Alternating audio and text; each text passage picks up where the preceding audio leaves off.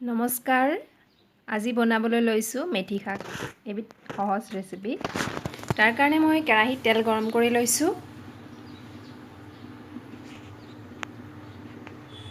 কেইটামান জিৰা ফুটাই লৈছোঁ। কাটি থোৱা পিঁয়াজ আৰু জলকীয়া দিছোঁ। নহৰু কেইফুটামান দিছোঁ। মেথি শাকৰ গুণাগুণৰ বিষয়ে আপোনালোকে নিশ্চয় জানে। মেথি শাকে ওজন কম কৰাত সহায় কৰে, কলেষ্ট্ৰল কণ্ট্ৰল কৰাতো সহায় কৰে। হালধি দিছোঁ আৰু ব্লাড চুগাৰ লেভেলটো নিয়ন্ত্ৰিত কৰে। সেইকাৰণে মেথি শাকটো মধুমেহ ৰোগীৰ বাবে খুবেই লাভদায়ক। সৰু আলু দিছোঁ, নিমখ দিছোঁ। সৰু আলুৰ লগত মেথি শাকটো খুবেই ভাল লাগে।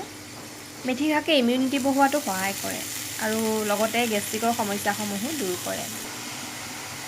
মেথি শাক সিজিবলৈ বেছি সময় নালাগে, 5-6 মিনিটমানৰ ভিতৰতে শাকটো হৈ যায়। এয়া চাওক, ৰংটোও সলনি হোৱাৰ লগে লগে নমাই থৈছোঁ। ধন্যবাদ।